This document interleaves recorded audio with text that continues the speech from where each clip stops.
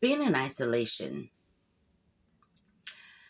it's it was my safe place. I created a safe place in my isolation, which was in my home. Isolation was tough. For a person like me, that's a people person, people pleaser, I'm gonna name that.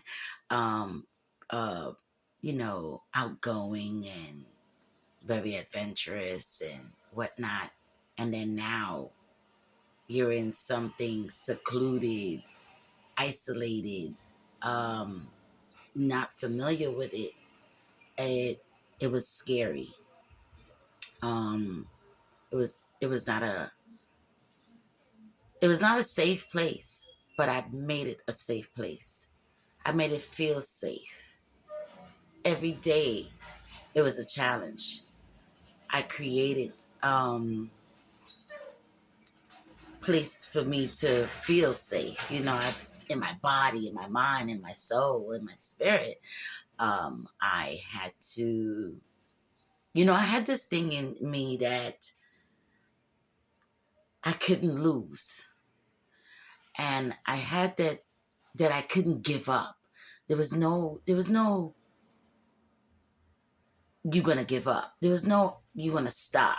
So even though I was scared of my isolation and it was unfamiliar to me, I had to make it fun.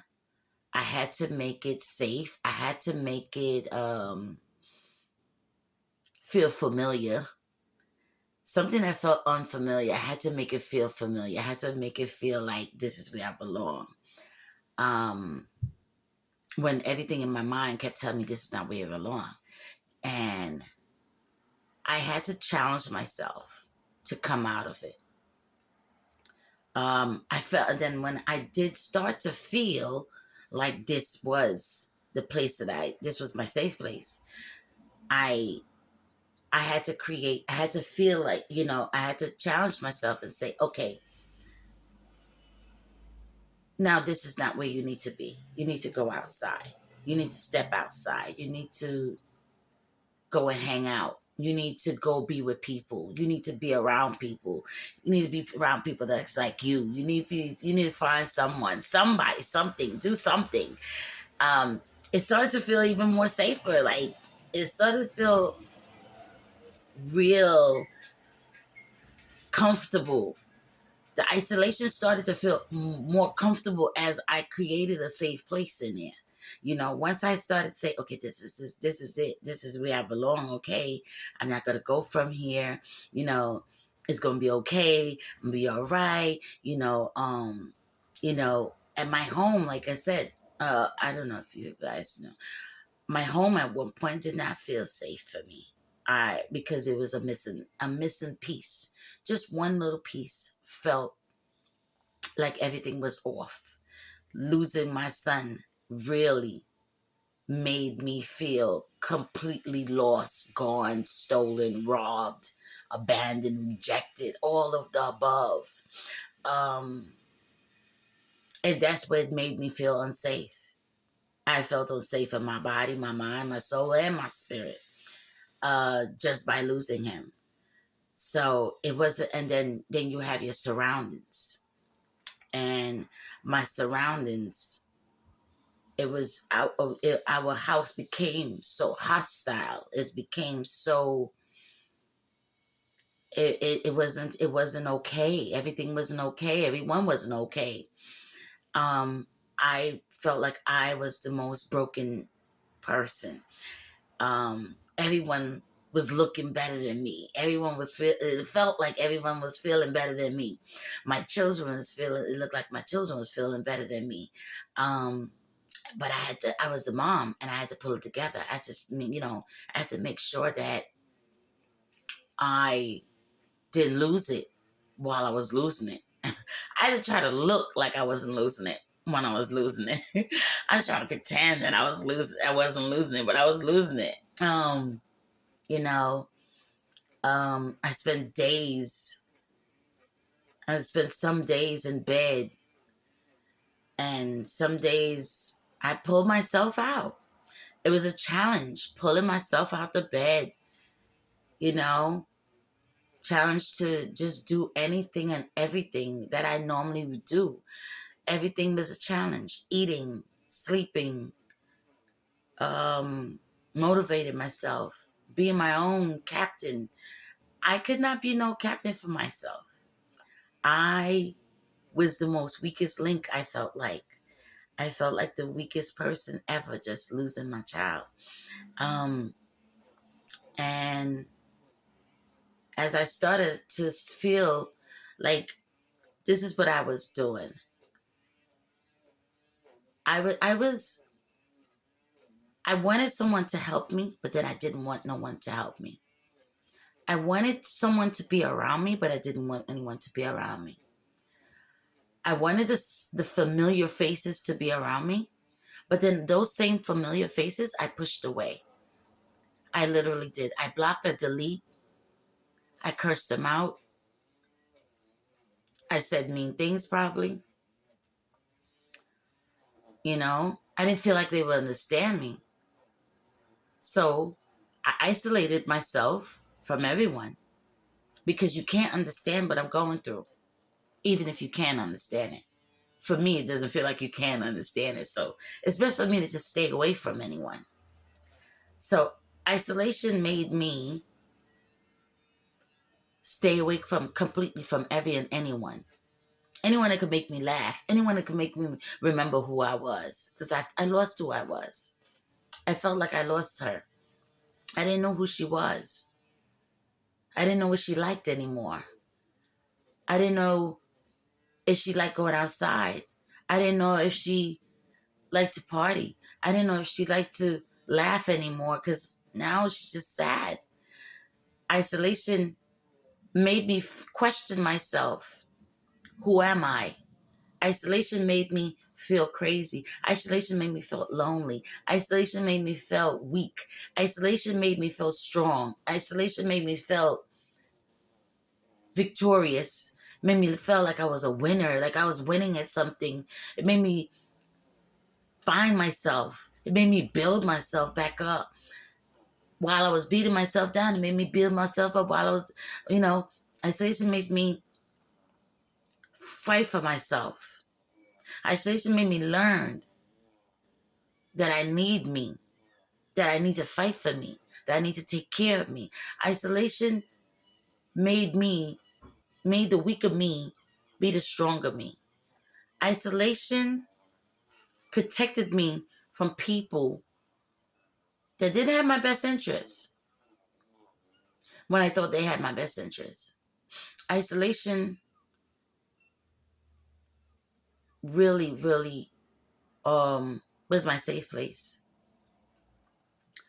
Um, it was my safe place and it made me find my safe place. Isolation was my safety net. It really made me learn how to hold me, how to take care of me, how to be my own best friend, how to take me out on dates, how to, I remember this person saying that, would you date yourself? And I was like, I always used to say yes. I always used to say yes. I remember back in the days that, it was like, would you date me? And I was like, yes, I would date her. She's good looking. She's funny. She's adventurous. She's a fighter. She's a fighter. She's a go-getter. She's smart as heck. She may make some mistakes, but she's caring. She has, you know, she has faults. Her faults could be looked over. I always said, can you go to her? Can you be with her? And I was actually able to be with me. I was able to be with me, date me, and see all my insecure parts and fix it. Like literally go in there and be the whole doctor and therapist and psychologist or whatever. Don't listen. Don't quote me on those words. Psychologist and all that. I was a psychologist, the therapist, the doctor, the nurse, the I was all of that. I had to be all that for me. I had to keep my mind sane. I had to keep me safe.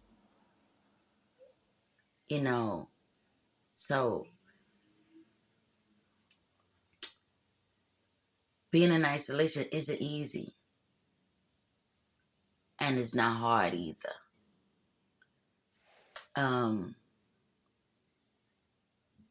But it was necessary. I will always say that. The isolation was necessary because the people that I trusted, I should have never trusted them. Some of the people I should have never trusted. Some people, I'm a very, I don't know, I'm everything. I don't know, I'm everything good.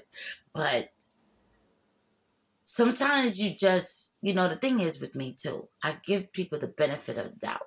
And I give people the benefit of doubt. I know that people are going to hurt me. Sometimes I allow them to hurt me over and over and over and over because we all make mistakes. And two, I want to be able to be given that fair share of forgiveness. So I would want somebody to just be able to forgive me, even though I've done my wrong, And so what's good for the goose is good for the gander. So that's how I am,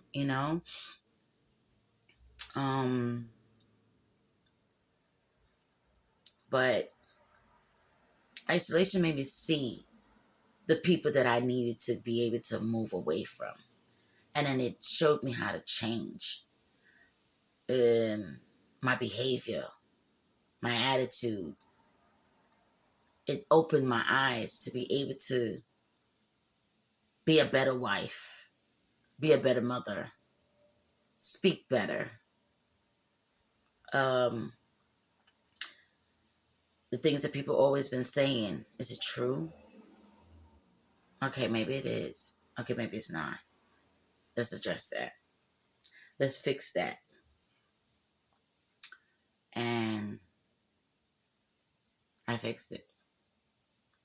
I was able to fix it. So I was able to be honest with myself in isolation. In isolation, it was no, I can hide and lie about the things. It can't. It's in your face. It's in your face. It's literally there. It's like, you cannot hide or lie about this. You know that you did this and you know you did that, and it's exactly what it is.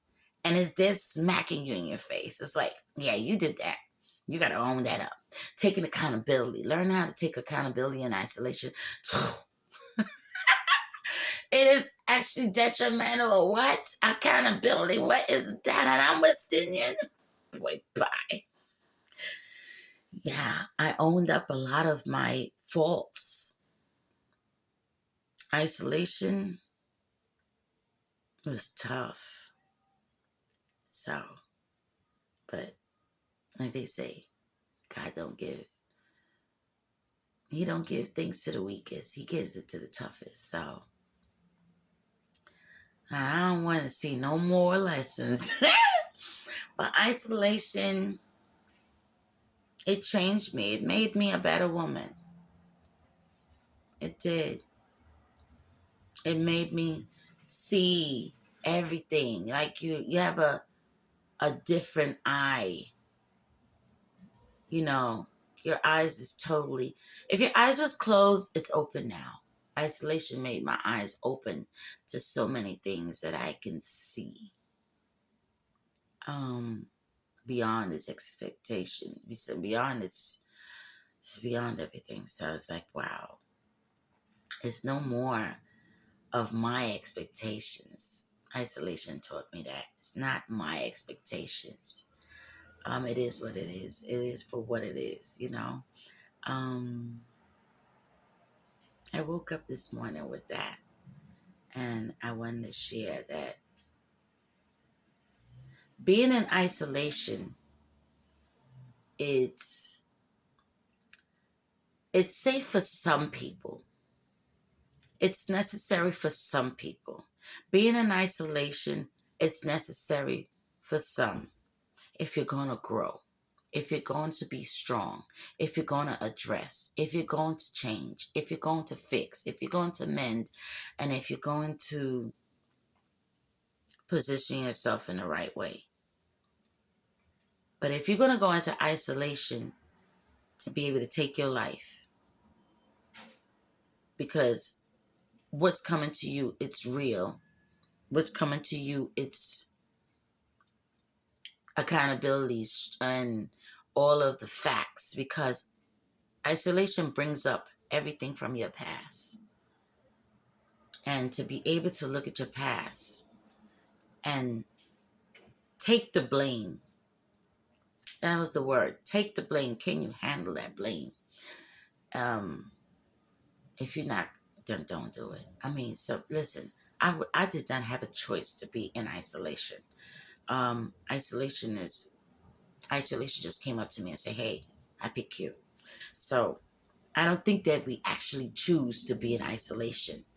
But if you understand that that's where you are in isolation and you feel that it's not working out, seek help immediately, because it can go fast. It can go downhill so fast.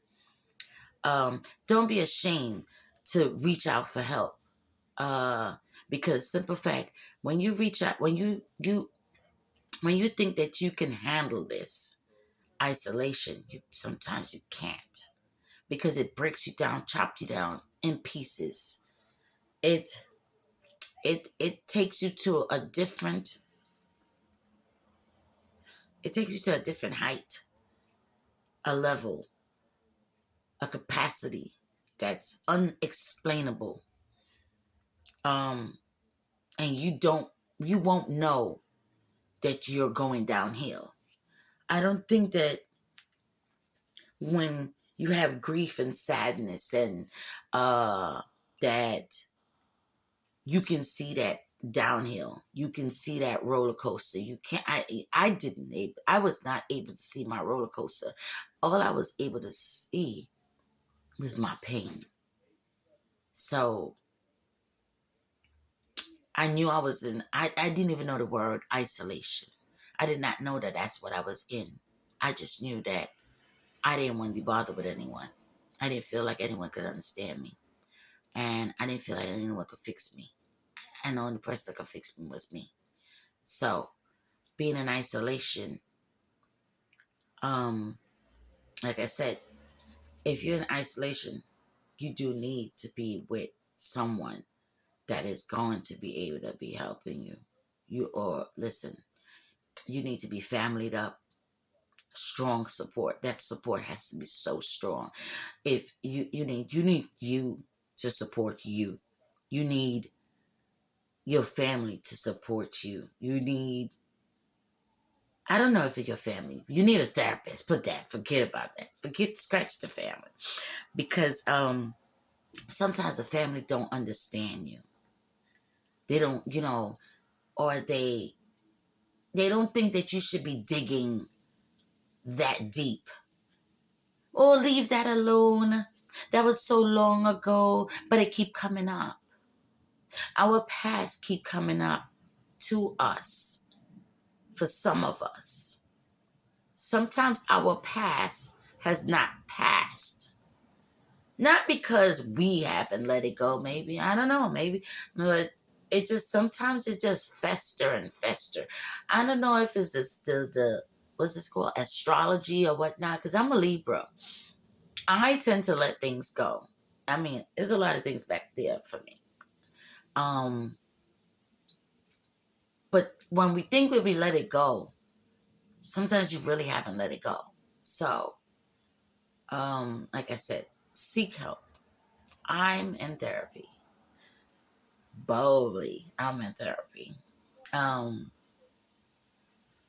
and I didn't take therapy. I did not take therapy at first.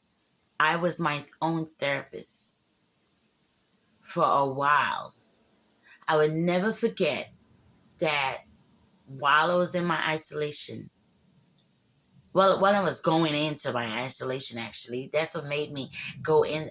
I was going into isolation slowly but surely.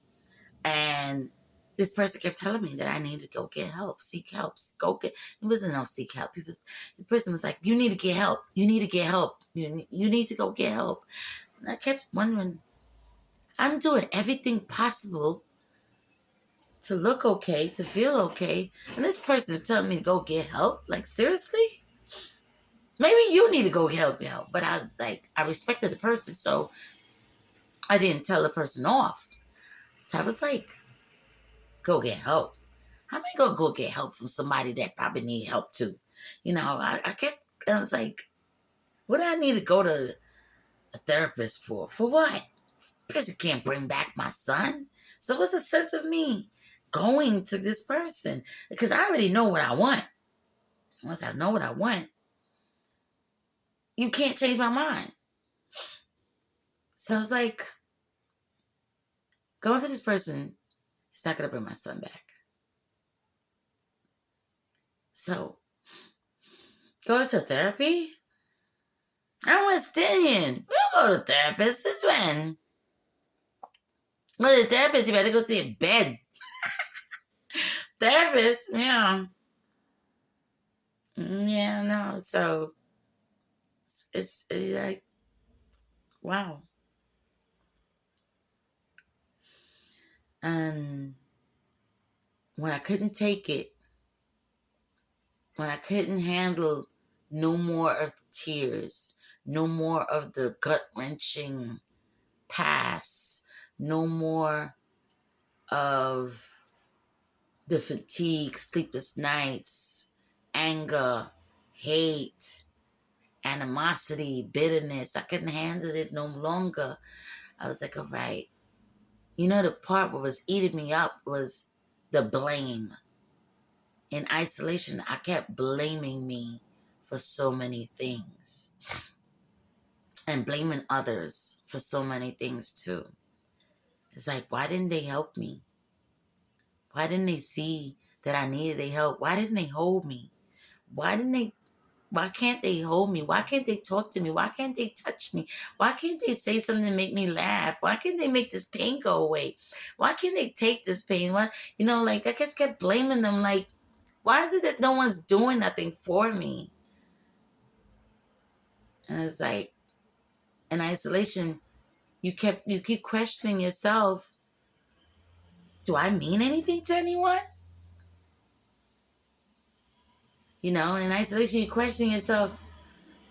You know, that's why I say you gotta seek help, because sometimes that part there will make you want to go and commit suicide, because simple fact, you feel so lonely, you feel so unloved, you feel so lost that how can you actually be loved when there's no one around? And you always had people around. So now you don't have no one around. Now they don't love you. It don't make sense, but it makes sense. How can they just do this to me? Like, and that was the thing that kept beating me up, blaming myself, blaming me for everything. I probably, oh my God, I did this to me. I deserve this. I deserve this way. People, I was this. I was nasty to people, so that's why I deserve this. Oh my God, I did this to me. I did that to me. All of that just kept coming up. So I was like, that's when I was like, okay, I couldn't take the gut wrenching truth anymore, and or the lies. But I told myself it was mostly some of the stuff was lies. I told myself that I'm not loved when I was actually really am loved by so many people. Um, it was so many lies I told myself, and so many lies I believed. I believed um, that I wasn't worthy of anything. I started to believe that I wasn't worthy of.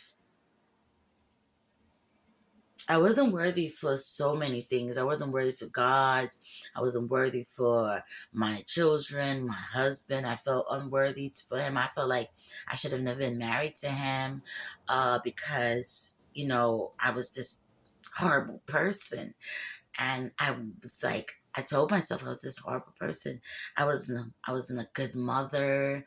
I felt like, oh my God, you know, maybe if I didn't say these things to my deceased son, maybe he wouldn't have been dead. Maybe if I'd have did so much more for him, maybe he wouldn't have died. Maybe if I'd have been much stronger to him, more, maybe if I had pushed him a little bit more instead of enabling him, maybe he'd be alive. I kept saying that to myself and blaming me for his death, blaming me for not being a better mom to him, being more understanding and caring and nurturing towards him instead of giving him the real hard truth. I did. I was harsh. And I kept blaming myself, like, maybe if he wasn't so harsh to him, maybe he'd have been so much more to grow properly or whatnot and stuff like that. I kept blaming myself for everything. Maybe if I had seen see that he was going in the wrong direction, or maybe I would have. It was just maybe. I just kept blaming myself for his death, and you just keep doing that, and that's why I was like, I need help. I need help now because I was close to suicide. And because I felt really lonely, I felt really empty, I felt really secluded, I felt really isolated. There was times and moments that I had motivation videos listening to that, and then after a while, the motivation videos started to just die out. It started to no more. I didn't want to hear it. I didn't want to see it. I didn't want to listen to it. And it was no more of that. And it was more sadness over happiness. And then as I went to therapy, I started to get happy. I started to understand me, my pain, and it was able to be broken down, chopped down. Um, Parts where I started to heal at and I didn't understand, I was able to explain it to my therapist and she was able to break it down with me. And isolation too. I never trusted people. It made me exactly like find trust to build trust. What? Yeah, I started to be able to trust me first. I had to trust me. Trust that I'm doing it right, even if I feel like I'm doing it wrong. Yeah. So, um, it's so much in isolation that you have to do, and it's not something that finished tomorrow. Um, Once isolation starts, you have to be the one to just be like, okay, knock, knock, come on, time to go outside. Time to go outside now. Because you have anxiety sitting there like, yeah, girl. You should have said this. You should have did that. You should have done that. You should have talked to that. You got, don't you feel bad? You feel bad. You're a horrible person. No, you ain't horrible. You did the right thing, girl. You got anxiety sitting there talking to you. You're like, yeah, you a hot mess. You was too harsh. You know you always too harsh. You give it too blatant to people. You be too brutal to people. How about if somebody did it to you? Can you handle it? And you're like, oh yeah, I can handle it. When they give it to you, then you be like, I want to fight you. Let's fight.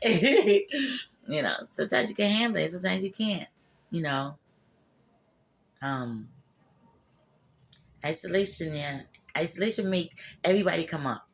Make anxiety come up, make stress, worry, doubts, and fear come up. And you be sitting there. Fear be having you, oh man, fear will have you feared up. You will be so feared up, it's ridiculous. Fear, and isolation, and to be in isolation and to have fear, oh my God. It's the most scariest thing ever because you're paranoid. You're sitting there like this. You don't know which way to turn. You don't know, oh my God, somebody's coming from that way. Oh my God. Oh my God, should I duck? Should I hide? Should I run? Oh my God, oh my God, oh my God. They're gonna come and get me. They're coming to get me. Oh my God. Who's coming to get you? I don't know who's coming to get me, but somebody's coming to get me. It's like fear will have you anxious and nervous and paranoid and petrified and oh my God, I can't do that. I can't do that. I'm not equipped to do that. I can't do that. Yeah, I can do that. No, I can't do that. Fear would be like, girl, you do that, the police coming to get you. You do that, they coming to get you. They're gonna cut you off. They're gonna cut you down. They gonna cut you. Fear will have you feared. And you have to be able to let that fear go by just trying something. And I had to try whether I was fearful.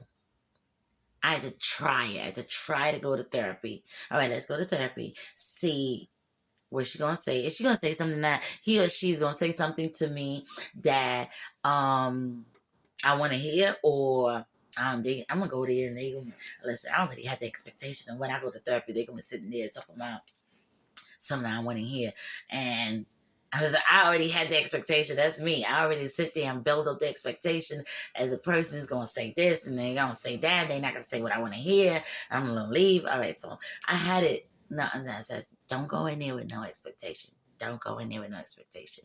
Just go in there, sit down, hear them out.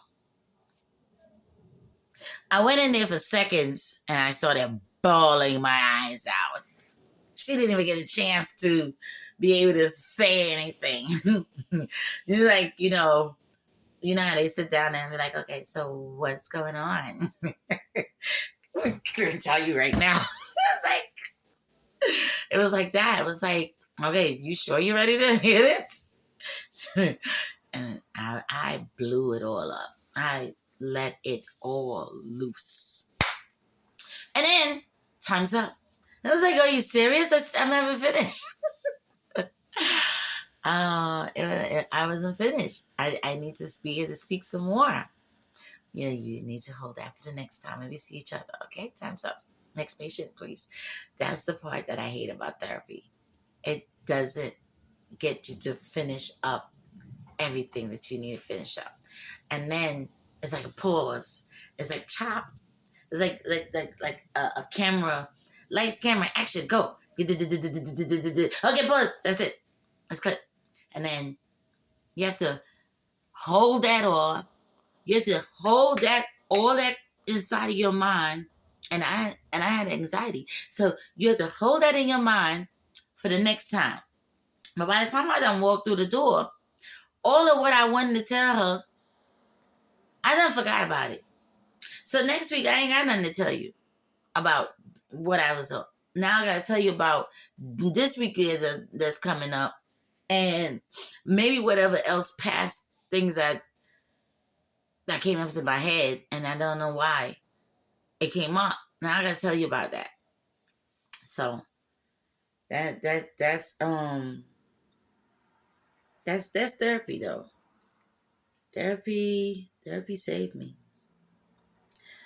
Therapy saved me. It did. It actually really did. For a West Indian woman like me, I had to go to therapy, seek therapy, and it went well. I had to learn to let it all go.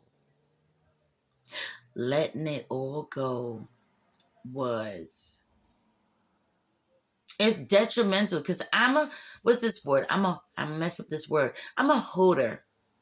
I'm a holder for my thoughts, feelings, emotions, people's um problems. I'm a holder for all the negative things. I hoarder all of the negative feelings. Not really too much though, but like, you know, you hold it up, but then I let it go. But did you really let it go? Because it's still festering somewhere up on there. Yeah. Then you like, because I throw things back here. I'm a person, I throw things back in and I keep going. You know, but I'm a holder for negative feelings. Yeah. But not really. Like, I don't know. I just hold on to bad events and then I let it go. But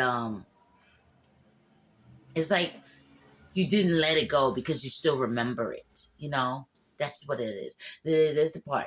The holder part is where I hold on to it thinking I let it go, but I actually really didn't let it go because I still remember it. So you didn't let it go. And I didn't let it go. And sometimes it will come back up and be like, hey, you remember 1969? You remember that when Patsy told you that you told you this and told you that and she did this and she did that and she made you feel like this? Yeah, that's anxiety be sitting there. So I didn't actually let it go. So that's that. But isolation, please seek help in isolation. Seek help or be real strong. If you're gonna be in there and challenge yourself to come out of it. Do not stay in. It feels so good in it. It's like you don't want to be bothered with nobody. Nobody. You want to live now on this world without anyone because you made it, you know? Like you made it by yourself. You made it by yourself without anyone. You just made it. And now isolation feels so good being by yourself because you're happy. You're happier. For me, I'm happier. I not gonna say I don't have sadness, but I do. But I'm much happier than what I was. And I am much happier. I am much safe. I have so much fun. Oh my God, I had so much fun by myself. Um, I I know how to be alone by myself. I know it's like a little child now, being able to put a child down and let that child play by herself. Like my mom was talking to me and there's this little baby that she's watching and this child can play by herself. Now I know how to play by myself. I don't need company to play with me. Before I used to want people to play with me. I'm like knocking your door. Hello, can you come outside and play with me? I don't need to call and knock on the door and be like, hey, can you go with me this place, go to that place, this place. I go on my own. Before I used to be like, okay, I'm going to Pink Kings Plaza. Let me call this person and see if this person going. No, now I just go to Kings Plaza on my own. Because I was born by myself. I'm gonna die by myself. Ain't nobody coming in that coffin. I knew that. But it's like you wanted so much people around that you totally forgot how to be on your own. Now you're on your own. You're scared. You're nervous. You're anxious. You're depressed. You're stressed out. You're worried. You're afraid. You're paranoid. You have all those things there. You're all feared up. And now you have to tell yourself everything is not true. There's no one coming to get you. I used to think people's coming to get you. There's no one coming to get you. There's no one hating you. You're not angry. You're not sad. You're sad, but you're not, you can come out of it.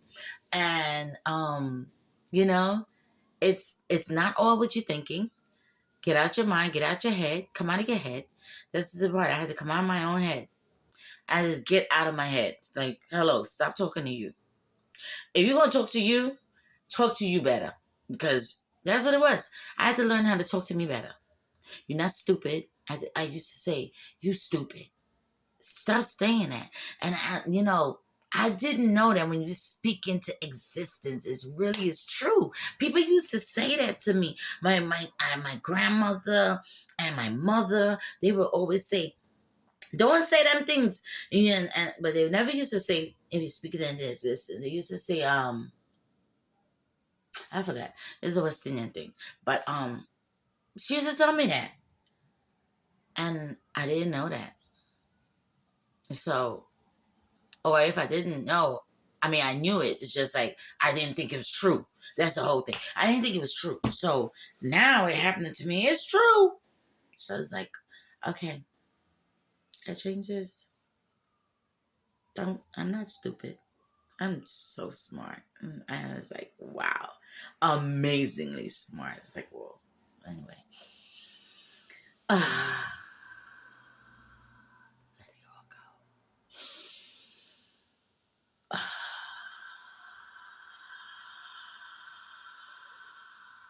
Let it all go.